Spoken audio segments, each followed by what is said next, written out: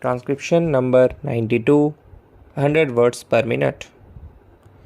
This question, sir, in my humble opinion, should be viewed from a different angle from which it was looked at and discussed here yesterday.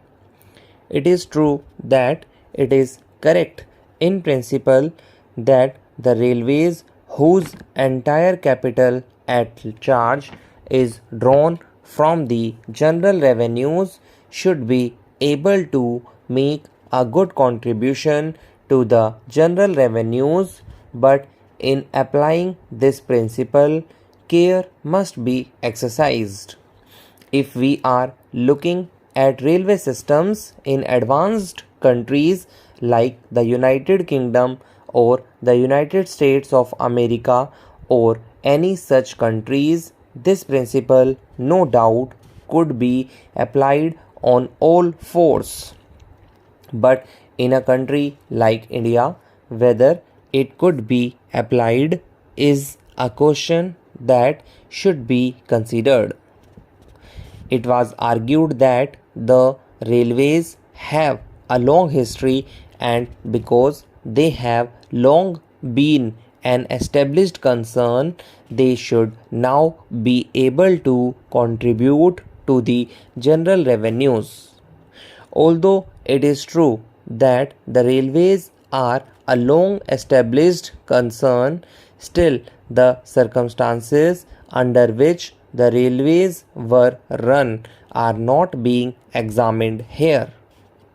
The railways, as we all know, before independence were run not on a welfare state basis, but they were run on the system of strategic lines.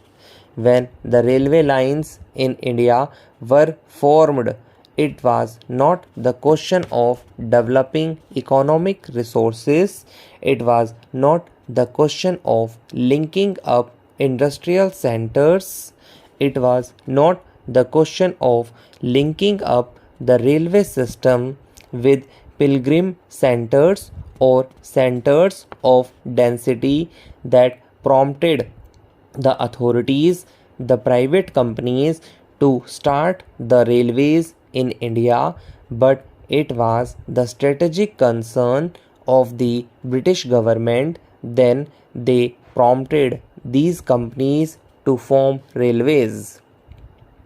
The question of arriving at a correct pattern of railway system from the point of view of developing and exploiting the natural resources of the country, from the point of view of developing the backward areas of the country, is still there to be examined and to be attended to.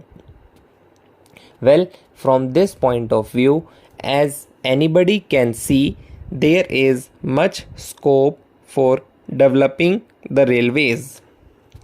In fact, there is so much pressure on Honorable the Railway Minister for new lines that one will be at a loss as to where to find the resources from.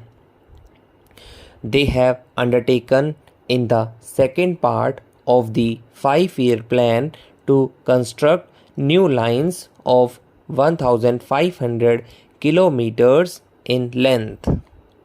In order to have a perfect railway pattern, to be able to exploit and make use of the natural resources of the country to the fullest extent, although we cannot dismantle the railway lines that we have now, still these lines have to be linked up to fulfill that requisite of exploiting the natural resources. So my point in bringing out these arguments is to show that the railways have a full development program on their hands and they need funds.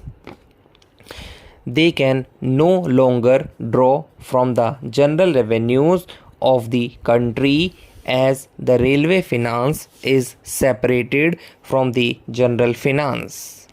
They have to obtain the resources that are required for development either by loan or otherwise.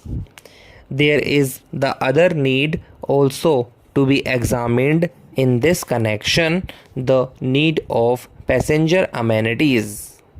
Both inside these houses of parliament as well as outside, it has been agitated that passenger amenities are required to be given in a larger and larger number.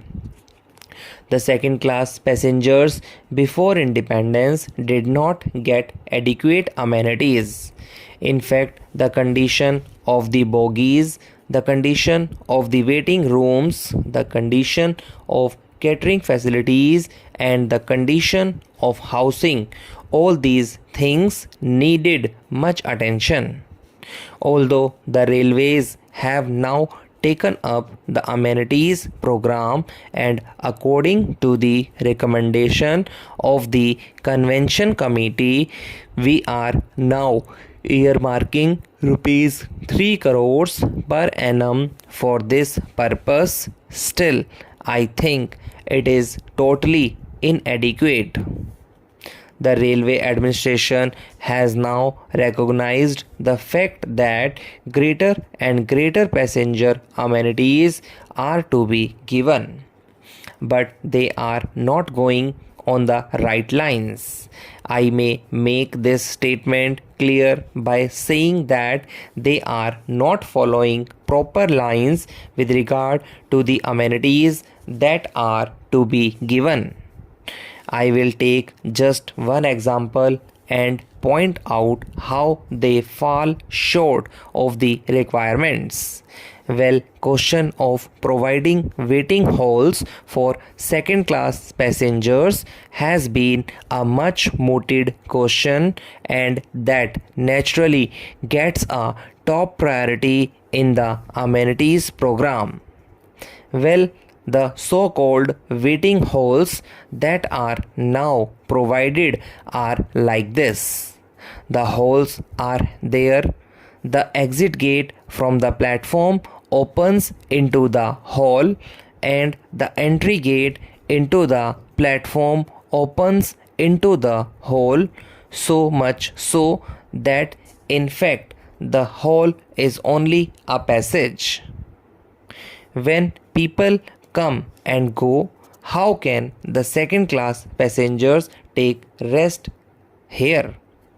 That is a question which I have not been able to understand. Secondly, for the passengers who have to wait for a number of hours in these halls, necessary sanitary facilities should be provided. Now, the sanitary arrangements may be inside the platforms where the waiting passengers cannot go, and if they go and commit nuisance outside, the policeman will be there to haul them up and prosecute them under the police regulations for committing nuisance. So, it is not imagined that when passengers are required to wait 10 hours or 12 hours in these waiting halls, they should have some bathrooms facilities as we have for first class or for higher class passengers. That thing has not been visualized. Even for our cattle sheds in our houses, we have doors and windows, but here for these second class waiting halls, there is neither a door nor a window nor an enclosure.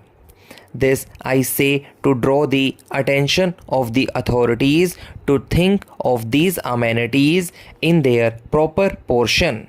Their estimate of the requirements of funds for these amenities is an underestimate.